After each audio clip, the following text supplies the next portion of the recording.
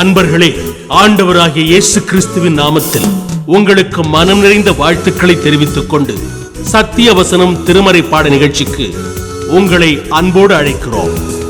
சத்திய வசனம், இது தேவனின் வசனம்.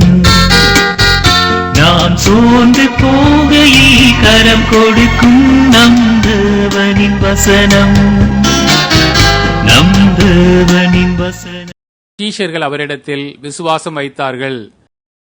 ஆண்டவராகிய இயேசு கிறிஸ்துவின் நாமத்தினாலே சத்தியவசன பங்காளர்கள், நேயர்கள், நண்பர்கள் ஒவ்வொருவரையும் நாங்கள் வாழ்த்துகிறோம்.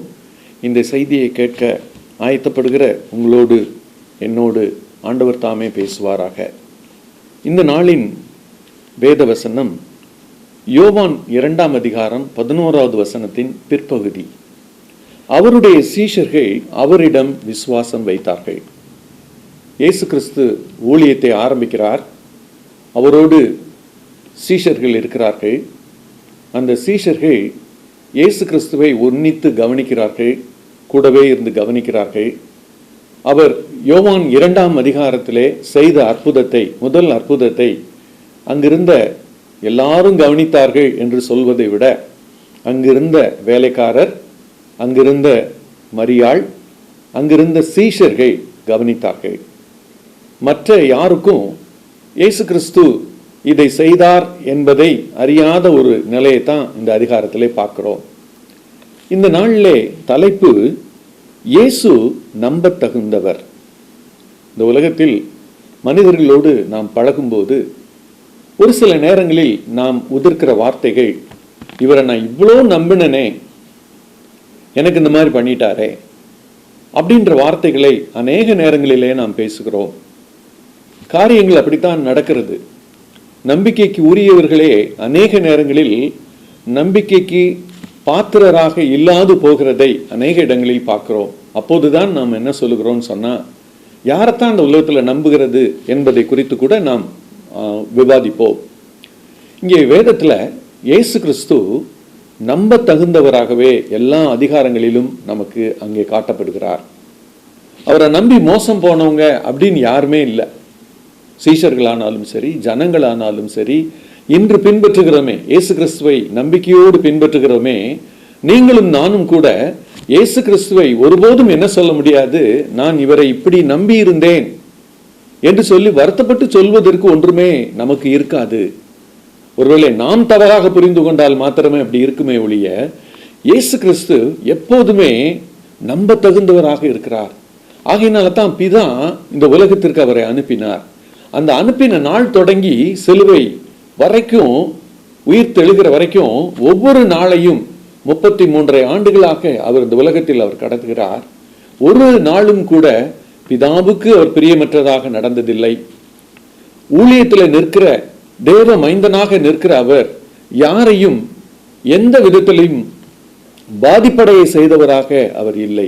தேடி வந்த ஒவ்வொருவருக்கும் நன்மை செய்கிறவராக, தேடி வந்த ஒவ்வொருவருக்கும் அற்புதம் செய்கிறவராக, அவர் அன்புள்ளவராகவே அங்கே நாம் பார்க்கிறோம். அதே போல அவர் நம்ப தகுந்தவர். இந்த பகுதியை நாம் யோசிப்பதற்கு முன்பதாக 3 தலைப்புகளை நான் சொல்ல விரும்புகிறேன். முதல் குறிப்பு, சரியான நேரத்தில் செயல்படும் இயேசு. நாம் அநேக நேரங்களில் செயல்படுவோம். ஆனால் கடவுள் செயல்படுவதற்கும் மனிதர்கள் செயல்படுவதற்கும் ஒரு சின்ன வித்தியாசம் என்னன்னா, அநேக நேரங்களில் சொல்லுவாங்க, சாரி ஒரு கொஞ்ச நேரம் மிஸ் ஆயிடுச்சு, சாரி ஒரு நாள் தவறிடுச்சு, ஐயோ இப்படி ஆகும் நாங்கள் தெரிஞ்சிருக்காது, அப்படித்தான் நிறைய பேர் நம்மளோட பழகிறவர்கள் சொல்லுவார்கள். ஆனால் இயேசு கிறிஸ்துவை பொறுத்தளவுல அவர் எல்லாத்தையுமே சரியான நேரத்தில் செய்கிறவர். விசேஷமாக நாம் ஒரு தேவையை விண்ணப்பமாக வைக்கும்போது அதை காது கொடுத்து கேட்டு அந்த ஜெபத்திற்கு பதில் கூட அவர் சரியான நேரத்தில் சரியான விதத்தில் தருகிற தேவனாய் இருக்கிறார். இந்த நாளிலே இந்த 2வது அதிகாரத்திலே நாம் பார்த்து கொண்டிருக்கிறோம். இதை அநேக நேரங்களிலே திருமண வீடுகளில் தான் பொதுவாக இதை அதிகமாக பேசுவார்கள். ஆனால் இது ஒரு திருமண வீட்டில் நடந்த ஒரு காரியம் என்பது உண்மைதான், அங்கே நடந்த அற்புதம் தான். ஆனால் அதில் நமக்கு ஆண்டவர் தருகிற செய்தி மிக நல்ல செய்தி. அவர் தருகிற முதல் நல்ல செய்தி, ஆண்டவர் எப்போதுமே ஒரு நிமிடம் முந்தி ஒன்றை செய்ய மாட்டார், ஒரு நிமிடம் தாமதமாக ஒன்றை செய்ய மாட்டார். அவருடைய அந்த டைம் டேபிளில் என்ன இருக்காது, நான் கொஞ்சம் முன்னாடி செஞ்சிட்டேன் அல்லது நான் கொஞ்சம் பின்னாடி செஞ்சிட்டேன் அப்படின்னு வருத்தப்படும்படியான ஒன்றுமே இருக்காது. அவர் எல்லாவற்றையும் சரியான விதத்தில் சரியான நேரத்தில் செய்கிறவர். இந்த சரியான நேரம் என்று நான் பயன்படுத்துகிற வார்த்தை நல்ல நேரம் என்று நான் பயன்படுத்தவில்லை. It is God's appointed time. வேதத்திலே ஆண்டவர் பல காரியங்களுக்கு முன்குறித்து அதை அப்படியே செயல்படுத்துகிறவர். ஆண்டவராகிய இயேசு கிறிஸ்து பிறப்பதற்கு முன்பதாகவே ஆதியாகமம் 3:15 வாக்கு பண்ணுகிறார். ஆனால் பல வருடங்கள் கழித்து தான் அது செயல்பாட்டுக்கு வருகிறது. அது ஆண்டவருடைய அந்த பிளான்ல எப்ப அப்படிங்கிறத அவர் அறிந்திருக்கிறார், அதை செய்கிறார். வேறு ஒரு உதாரணம் கூட நான் சொல்ல முடியும். இஸ்ரவேல் மக்கள் அடிமைப்பட்டிருந்தார்கள் எகிப்து தேசத்திலே. அவர்கள் அடிமைப்பட போவது பல ஆண்டுகள் கழித்து தான். ஆனா ஆபிரகாமோடு ஆண்டவர் பேசும்போது ஆதியாகமம் 15வது அதிகாரத்திலே அவர் பேசும்போது சொல்கிறார், 400 வருஷம் அடிமைப்பட்டிருப்பார்கள் என்று சொல்லி ஆபிரகாமுக்கு சொல்லுகிறார். 4 தலைமுறைக்கு அப்புறம் தான் இதுக்கு ஒரு சொல்யூஷன் வரும், அவங்க வெளியில வருவாங்க அப்படிங்கிறத முன்கூட்டியே சொல்லுகிறார்.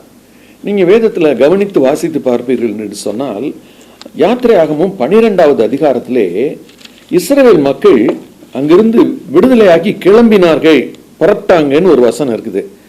அந்த வசனத்தை நீங்க வாசித்து பார்த்தீங்கன்னா 12வது அதிகாரம் யாத்திரையாகமும் 40வது வசனம், இஸ்ரவேல் புத்திரர் எகிப்திலே குடியிருந்த காலம் 430 வருஷம்.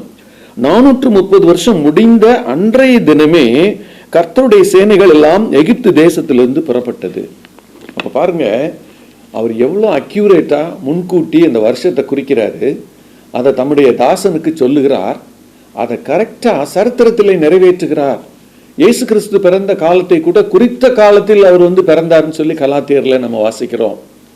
அப்படியானால் இந்த திருமண வீட்டிலே ஒரு அவசர தேவைக்காக வருகிறார்கள். அப்போது ஆண்டவர் அவர்களுக்கு உதவுகிறார். அப்ப அவர் சரியான நேரத்தில் செயல்படுபவராக இருக்கிறதுனால நம்ம எப்பவுமே அது எந்த தேவையா இருந்தாலும், உடனே நமக்கு பதில் வேண்டும் என்ற சூழ்நிலையாக இருந்தாலும் அல்லது வேறு எப்படிப்பட்ட சூழ்நிலையாக இருந்தாலும் நாம் ஆண்டவரிடத்தில் சொல்லும்போது அவர் நமக்கு தருகிற நம்பிக்கை என்ன, நான் இதை சரியாய் செய்வேன், சரியான நேரத்தில் செய்வேன். இரண்டாவது ஒரு குறிப்பை நான் உங்கள் மத்தியிலே சொல்ல விரும்புகிறேன். நம்முடைய பிரச்சனைகளை நாம் பொதுவாக நிறைய பேர்கிட்ட சொல்ல விரும்புவோம். ஆனால் இங்கே மரியாள் ஒரு நல்ல முன் உதாரணத்தை இங்கே காண்பிக்கிறார்கள். அதைத்தான் நான் இரண்டாவது குறிப்பாக சொல்ல விரும்புகிறேன். இரண்டாவது குறிப்பு, சரியான நபரிடம் நம் தேவையை கொண்டு செல்ல வேண்டும். நம்முடைய தேவையை சொல்றது சரியான நபர்கிட்ட சொல்லணும். நான் யோசித்து பார்த்தேன், அங்கே மரியாள் இயேசுவின் தாயார், அந்த இடம் ஒரு உறவினருடைய திருமணம். அந்த திருமணத்துக்கு நிறைய பேர் வந்திருப்பாங்க. அந்த வந்திருக்கக்கூடிய எத்தனையோ பேர் இருந்தாலும் அதன் மத்தியில் அவர் இயேசு கிறிஸ்துவை சரியாக செலக்ட் பண்ணி சோஸ் பண்ணி அவர் என்ன செய்யறாருன்னா அந்த தேவையை சொல்லுகிறார். வேறு யாரிடமும் அவர் சொல்லவில்லை. நாம் அநேக நேரங்களிலே அந்த அம்மா செய்ததை பின்பற்றுவோமானால் நம்ம நிறைய பிரச்சனையிலிருந்து தப்பித்துக் கொள்ளலாம். தவறான நபர்களிடம் நாம் போவோமானால், அவர்களிடம் நம்முடைய பிரச்சனையை பகிர்ந்து கொள்வோமானால் ஒருவேளை அவர்கள் நமக்கு உதவி செய்யலாம். ஆனால் பல நேரங்களிலே அந்த பிரச்சனையை மற்றவர்களிடத்தில் சொல்வதில் அவர்கள் காட்டுகிற ஆர்வத்தை நமக்கு உதவி செய்வதில் காட்ட மாட்டார்கள். இது சமுதாயத்தில் நாம் காண்கிற ஒரு உண்மை. ஆனால் இயேசு கிறிஸ்துனுடைய தாயார் இயேசு கிறிஸ்து அங்க நிற்கிறத பார்க்கிறாரு, அந்த திருமணத்தில் இருக்கிறத பார்க்கிறாரு. இவர்தான் சரியான பர்சன், இந்த தேவையை இவரிடம்தான் நாம் சொல்லலாம் என்கிற விசுவாசம் மேரி அந்த மரியாள் என்கிற இயேசுவின் தாயாரினிடத்தில் வந்தது. ஆகையினால அவங்க என்ன செய்யறாங்கன்னா அந்த பிரச்சனையை அவரிடம் சொல்லுகிறார்கள். அப்போது அவர் சொல்லுகிற பதில் அவர் என்ன சொல்லுகிறாருன்னு சொன்னா 4வது வசனம் யோவான் 2:4, ஸ்திரீயே எனக்கும் உனக்கும் என்ன, என் வேலை இன்னும் வரவில்லை. யூத கலாச்சாரத்தின்படி அவர்கள் ஸ்திரீயே என்று சொல்வது மிக மரியாதைக்குரிய வார்த்தையாக வேத பண்டிதர்கள் சொல்லுகிறார்கள். அவர் சொல்லும்போது ஒரு வார்த்தையை சொல்லுகிறார் சேர்த்து, எனக்கும் உனக்கும் என்ன அப்படிங்கிற ஒரு வார்த்தையை சொல்லிட்டு என் வேலை இன்னும் வரவில்லை. அப்படின்னா ஆண்டவர்கிட்ட நம்ம என்ன சொன்னாலும் அந்த தேவையை, அந்த பிரச்சனையை நமக்கு விடையாக பதிலாக தருவது அவருடைய பாணியிலும் அவருடைய வேகத்திலும் அவருடைய செயல்பாட்டிலும் வேறு யாரும் குறுக்கிட முடியாது. ஆங்கிலத்தில் ஒரு வார்த்தை சொல்லுவாங்க, இன்ஃப்ளூயன்ஸ். இவருடைய செல்வாக்கு இருந்தால் அதை சாதிக்கலாம் என்று சொல்லி பலர் சொல்லிக் கொள்வார்கள், உயர்ந்த பதவியில் இருக்கிறவர்களை சுட்டி காண்பித்து. ஆனால் ஆண்டவராகிய இயேசு கிறிஸ்துவினிடத்தில் அப்படிப்பட்ட செல்வாக்குகள் எல்லாம் இல்லை.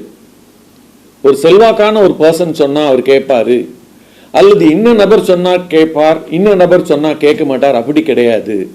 இங்கே நீங்களும் நானும் இயேசு கிறிஸ்துவினிடத்தில் சரியான நபராக அவரை தெரிந்தெடுப்போமானால் தைரியமா போகலாம். காரணம் என்னன்னா, அவருக்கு ஒரு என்ன பழக்கம் இருக்குது அப்படின்னு சொன்னா கேட்பாரு. கேட்டுட்டு அவருடைய பாணியிலே நமக்கு உதவி செய்வார். அதைத்தான் அவர் சொல்கிறார், என் வேலை இன்னும் வரவில்லை. இயேசு கிறிஸ்துவுக்கு ஒரு நல்ல கமிட்மெண்ட் இருந்துச்சு. நீங்க யோவான் வாசித்து பாப்பீங்கன்னா 5வது அதிகாரம் 19வது வசனத்துல, பிதாவானவர் செய்ய குமாரன் காண்கிறது எதுவோ அதையே அன்றி தாமாக வேறொன்றையும் அவர் செய்ய மாட்டார். இயேசு கிறிஸ்துவுக்கு அற்புதங்களை செய்யக்கூடிய ஆற்றலை பிதாவானவர் கொடுத்திருந்தார். அவர் பரிசுத்தமானவர். அவருடைய ஊழியம், அவருடைய எல்லா வாழ்க்கையும் நாம் உற்று பார்க்கும்போது உன்னதமான வாழ்க்கை. ஆனால் இயேசு கிறிஸ்து அந்த வாழ்க்கையை வாழும்போது ஒருபோதும் தன் இஷ்டத்துக்கு என்று எதையும் செய்யாதவர். அந்த என் வேலை இன்னும் வரவில்லை என்கிற வார்த்தைக்கு சரியான அர்த்தம், பிதாவானவர் அவருக்கு இன்ஸ்ட்ரக்ஷன் இன்னும் கொடுக்கல, நீ இந்த மாதிரி இதை இப்படி செய் என்று அவருக்கு காண்பிக்கவில்லை. அப்ப ஆவியிலே பிதாவானவர் என்ன சொல்லுகிறார் என்பதை கேட்டு செய்ய விரும்புகிற இயேசு கிறிஸ்துவை நாம் இங்கே பார்க்கிறோம். இன்னைக்கு உங்களுக்கும் எனக்கும் என்ன தன்மை இருக்கிறது? ஒரு காரியத்திலே முடிவெடுக்க வேண்டும் என்று சொன்னால் எப்படி நாம் முடிவெடுக்கிறோம்? ஒரு காரியத்தை செய்ய வேண்டும் என்று சொன்னால் எப்படி செய்கிறோம்? நம் மூளைக்கு எட்டினது, நம் அறிவுக்கு எட்டினது, நம் அனுபவத்திற்கு எட்டினது, இதை அடிப்படையாக வைத்து பல நேரங்களில் செய்கிறோம். ஆனால் ஆண்டவராக இயேசு கிறிஸ்து ஒரு நல்ல முன்மாதிரியை காண்பிக்கிறார். நான் என்ன செய்வேன், குறைஞ்ச நேரமா இருந்தாலும், ஃபியூ செகண்ட்ஸ், ஃபியூ மினிட்ஸா இருந்தாலும் நான் பிதாவானவரோட டச்சில் இருப்பேன். அந்த பிதாவானவர் எனக்கு என்ன காமிக்கிறாரோ, இதை எப்படி செய்யணும், என்ன செய்யணும் அப்படின்ற இன்ஸ்ட்ரக்ஷன் எனக்கு அவரு சொல்லும் போது அதை நான் கேட்பேன். அதை நான் கேட்கிற வேலை வந்துருச்சுன்னா நான் செஞ்சிருவேன். அவர் எனக்கு காண்பித்து இதை செய் என்று சொல்லிவிட்டால் நான் செய்து விடுவேன். அதைத்தான் அவர் சொல்லுகிறார். மரியாள் இந்த பதிலை சந்தோஷமாக ஏற்றுக்கொண்டார்கள். அவங்க இன்ஃப்ளூயன்ஸ் பண்ண ட்ரை பண்ணல. நீங்க கண்டிப்பா அதை செய்யணும், நான் சொல்றேன் செய்யணும் அப்படின்லாம் அவங்க வரல. அவங்க பாருங்க, இயேசு கிறிஸ்துவனுடைய அந்த தேவகுமாரன் என்பதை அவங்க என்ன மாதிரி ஹானர் பண்றாங்க அப்படின்னு சொன்னா, அங்க ஒரு சின்ன வார்த்தை அவங்க சொல்றாங்க. அந்த வார்த்தையை உலகம் முழுவதும் அவங்க சொல்லிட்டு போயிருக்கிறாங்க. நல்ல ஒரு சென்டென்ஸ் அவங்க சொன்ன சென்டென்ஸ். என்ன சென்டென்ஸ் அப்படின்னு சொன்னா 5வது வசனத்துல, அவர் உங்களுக்கு என்ன சொல்லுகிறாரோ அதின்படி செய்யுங்கள். மரியாள் ரொம்ப பேசினது நம்ம வேதத்துல பார்க்க முடியாது. லூக்கால நிறைய அவங்களோட பேசினது இருக்குது. ஆனா முழு ரெக்கார்டையும் நம்ம வேத ரெக்கார்டை நம்ம பார்க்கும்போது இது அவர்கள் கடைசியாக பேசினது. அப்ப இந்த உலகத்துக்கு அவங்க என்ன சொல்றாங்க அப்படின்னு சொன்னா, இயேசுவானவரை பார்த்து அவரை காண்பித்து, நீங்க எதுனாலும் அவர்கிட்ட சொல்லுங்க, எதுனாலும் அவர் வேலையில அவர் செய்வாரு, எந்த இன்ஃப்ளூயன்ஸும் அவர் பார்க்க மாட்டாரு. அதே நேரத்துல நீங்க என்ன செய்யுங்க, அவர் என்ன சொல்றாரோ அதன்படி செய்யுங்க. அந்த வேலைக்காரருக்கு கொடுக்கப்பட்ட செய்தி, அந்த வேலைக்காரரை நான் யோசித்து பார்க்கும்போது எனக்கு ரொம்ப சந்தோஷமா இருக்கும். அவங்களுக்கு இயேசு கிறிஸ்துவை பத்தி ரொம்ப தெரியுமா தெரியாதா அதெல்லாம் சொல்லலை. ஆனா அவங்க என்ன செஞ்சாங்கன்னா, அங்க இருக்கிற 6 கற்சாடியில தண்ணியை எடுத்து ஊத்துங்கன்னு சொன்னோன்னே ஊத்துனாங்க. கொண்டு போய் பந்தி விசாரிப்புக்காரன்ட்ட கொண்டு போய் கொடுங்கன்னு சொன்னோன்னு கொண்டு போய் கொடுத்துட்டாங்க. இன்னைக்கு நீங்களும் நானும் அந்த குரூப்ல இருக்கோம்னு வச்சுக்கோங்க. சின்ன கற்பனை இருந்தா என்ன சொல்லுவோம் தெரியுமா? தண்ணியை மறந்துட்டீங்க, என்ன இது ஒரு ப்ரிப்பரேஷன் நீங்க பண்ணல, கொண்டு போய் கொடுக்க சொல்றீங்க அப்படின்னு கேட்டிருப்போம். ஆனா அந்த வேலைக்காரர் சொன்னது அப்படியே செய்யறாங்க. அதுல அந்த பந்தி விசாரிப்புக்காரனுக்கு தெரியாது. அவர் இதை டேஸ்ட் பண்ணிட்டு சொல்றாரு, என்ன நல்ல ஒரு திராட்சை ரசம், இதை இவ்வளவு நேரம் ஏன் வச்சிருந்தீங்க, எங்க வச்சிருந்தீங்க அப்படிலாம் அவர் சொல்றாரு. அந்த வேலைக்காரர் நமக்கு என்ன சொல்லி தருகிறார்கள்? மரியாள் முதல்ல சொல்றாங்க, 2வது அந்த வேலைக்காரர் சொல்றாங்க, நீங்க அவர் சொல்றபடி கேட்டுட்டீங்கன்னா உங்க வாழ்க்கை ஆசீர்வாதம் தான். அவர் என்ன உங்களுக்கு சொல்லுகிறாரோ அதை நீங்க கேட்டீங்கன்னு சொன்னா வாழ்க்கை முழுக்க ஆசீர்வாதம் தான். அந்த செய்தி அவர்கள் நமக்கு சொல்லுகிறார்கள். நான் இரண்டாவது குறிப்பை சொன்னேன், சரியான நபரிடம் நம் தேவையை கொண்டு செல்ல வேண்டும் என்று. அப்ப அதனுடைய விளைவு அந்த சொல்யூஷன் எப்படி கிடைக்குதுன்னு சொன்னா நல்லா கிடைக்குது. மூன்றாவது, அவசர தேவையை ஆண்டவர் சரியாக தருகிறவர். இந்த பகுதியை படிக்கும்போது நமக்கு இன்னொரு தவறான கருத்து வந்துவிடக்கூடாது. ஆண்டவர் எப்பவுமே அவர் வேலை வரலன்னு சொல்லி டிலே பண்ணி தான் செய்வாரு அப்படி நம்ம முடிவுக்கு வந்துடக்கூடாது. அல்லது கேட்ட உடனே தருவார் அந்த முடிவுக்கு வந்துடக்கூடாது. அதனாலதான் அவர் என்ன சொல்லுகிறாரோ அதன்படி செய்யுங்கள், அதுதான் நம்முடைய எல்லை. அவரிடம் கேட்பது நம்முடைய எல்லை. அவர் அதை அவருடைய விருப்பப்படியும் அவருடைய நேரத்திலும் செய்வதற்காக சில நிமிடங்களோ எத்தனை நிமிடங்களோ அல்லது எத்தனை எவ்வளவு நாட்களோ நாம் காத்திருப்பது நல்லது. ஆனால் எப்போதுமே ஆண்டவர் அவசர தேவைக்கு நீண்ட காலம் காத்திருக்க அனுமதிக்க மாட்டார். ஒரு பெரிய ஆஸ்பத்திரியில ஒரு உயிருக்கு போராடிக்கிட்டு இருக்கிற ஒருத்தர் ஜெபிக்கிறாருன்னு வைங்க. அப்போ அவர் ஜெபத்தை ஆண்டவர் எப்படி கேட்பாரு? ரொம்ப லாங் பெண்டிங் போடுவாரா? அந்த மாதிரி ஆபத்து நேரத்துல ஆண்டவர் தான் கூப்பிட சொல்லியிருக்காரு. சங்கீதம் 50:15 இப்படி சொல்லுகிறது, ஆபத்து காலத்தில் நீ என்னை நோக்கி கூப்பிடு, நான் உன்னை விடுவிப்பேன், நீ என்னை மகிமைப்படுத்துவாய். அப்ப ஆண்டவரை நோக்கி கூப்பிடும் போது அது ஆபத்து காலங்கிறத நீங்களும் நானும் உணரும் போது ஆண்டவர் உணராது இருப்பாரா? அதனால அவர்கிட்ட சொல்லும் போது அந்த கால அளவு நிச்சயமாக அவருடைய கையில் இருக்கிறது. அதை நம்ம மனதில் ரொம்ப புரிந்து கொள்ள வேண்டும். அப்படி புரிந்து கொள்ளும் போது சில நேரங்களில் உடனே கிடைத்து ஆண்டவரை நாம் ஸ்தோத்தரிக்கலாம். இப்ப இந்த திருமண வீட்டாரை பொறுத்தல உள்ள அவங்களுக்கு உடனே அது கிடைச்சிருச்சு. காரணம் என்னன்னா, இது இல்லைன்னா அவங்க ஒரு அவமானமான சூழ்நிலையை சந்திக்க வேண்டும், ஒரு இக்கட்டான சூழ்நிலையை சந்திக்க வேண்டும். அதை ஆண்டவர் புரிஞ்சிருக்கிறாரு. ஆண்டவரை போல நம்ம சூழ்நிலையை புரிஞ்சுக்கிறவங்க இந்த உலகத்துல யாருமே இல்லை. அப்படி புரிந்து கொள்ளுகிற ஆண்டவரா இருக்கிறதுனால தான் என்ன செய்யறாரு, சில தேவைகளை அவர் உடனே கொடுத்து விடுகிறார். சில தேவைகளை அவர் என்ன செய்கிறார், அவருடைய பாணியிலே ஏற்ற காலத்திலே கொடுக்கிறார். இரண்டுக்குமே நாம் ஆயத்தப்பட வேண்டும். அவர் எப்படி ரெண்டையும் செய்கிறாரோ அதுபோல நாம் இரண்டுக்கும் ஆயத்தமாக வேண்டும். 3 குறிப்புகளை பார்த்தோம். சரியான நேரத்தில் செயல்படுபவர் இயேசு. சரியான நபரிடம் நம் தேவையை நாம் கொண்டு செல்ல வேண்டும். அவசர காரியத்தை அவர் சரியாக தருவார். கடைசியில ஒரே ஒரு விளைவு, இயேசு கிறிஸ்துவனுடைய சீஷர்கள் இதெல்லாம் பார்த்துக்கிட்டு இருந்து அவர் மேல விசுவாசம் வைக்கிறார்கள். இயேசு கிறிஸ்துவனிடத்தில் அற்புதம் பார்க்கிற நீங்களும் நானும் செய்ய வேண்டிய காரியம் ஒண்ணு என்ன தெரியுமா? ஜெபம் கேட்கப்பட்ட பிறகு அநேகர் இயேசு கிறிஸ்துவ மறந்துடுவாங்க. ஜெபம் கேட்கப்பட்டா நம்ம செய்ய வேண்டிய ஒரு காரியம் என்ன தெரியுமா? இயேசு கிறிஸ்துவின் மேல் வைத்திருக்கிற விசுவாசத்தை ஒருபோதும் விட்டுவிடக்கூடாது. கண்களை மூடி ஜெபிப்போமா? எங்களை அதிகமாய் நேசிக்கிற எங்கள் அன்பின் பரம தகப்பனே, நீர் செய்த முதலாம் அற்புதத்தை நாங்கள் யோசித்து பார்த்தோம். நீர் ஆண்டவரே சரியானபடி எல்லாவற்றையும் செய்கிறவர், உம்முடைய வேலையிலே செய்கிறவர். எங்களை பொறுத்த மட்டும் நாங்க சொல்லணும்னு நீங்க எதிர்பார்க்குறீங்கப்பா. அப்படி நாங்கள் சொல்வதற்கு எங்களுடைய மனதை பக்குவப்படுத்தும். அநேக நேரங்களிலே நாங்கள் உறவினர்களையும் மிக உயர்ந்த வசதி படைத்தவர்களையும் செல்வாக்கு படைத்தவர்களையும் தேடி ஓடுகிற ஒரு பழக்கத்தை எங்களுக்கு மாற்றும் ஆண்டவரே. எதுவாக இருந்தாலும் கர்த்தரிடத்தில் சொல்ல வேண்டும், எதுவாக இருந்தாலும் அவரிடம் சொல்ல வேண்டும் என்கிற ஒரு நல்ல தீர்மானத்தை நாங்கள் எடுக்க உதவி செய்யும். நீர் சரியான நபர் என்பதை புரிந்து கொள்ள எங்களுக்கு உதவி செய்யும். நீர் உதவி செய்ய வல்லவர் என்பதை நாங்கள் விசுவாசிக்க உதவி செய்யும்.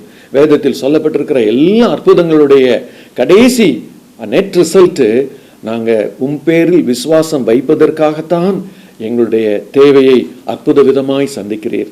கடந்த காலங்களில் நீர் எங்களுடைய தேவையை அற்புத விதமாய் சந்தித்ததை நாங்கள் எத்தனை முறை மறந்து போயிருக்கிறோம். எங்களை மன்னிக்கும்படி ஜெபிக்கிறோம். இவை இன்று நாங்கள் நினைத்து பார்க்கிறோம். இனி ஆண்டவரே, நீ அற்புதங்களை எங்களுக்கு தருகிற தேவன், அதை நாங்கள் பெற்றிருக்கிறோம். ஆகையினாலே பேரில் வைத்திருக்கிற விசுவாசத்தை மாற்றாத ஒரு நிலையான வாழ்க்கையை தாரும். உம்மை துதிக்கிறோம், ஸ்தோத்திரிக்கிறோம். ரட்சகர் இயேசு கிறிஸ்துவின் இனிய நாமத்தில் ஜெபத்தை ஏறெடுக்கிறோம் எங்கள் ஜீவனுள்ள நல்ல பரம தகப்பனே. ஆமென்.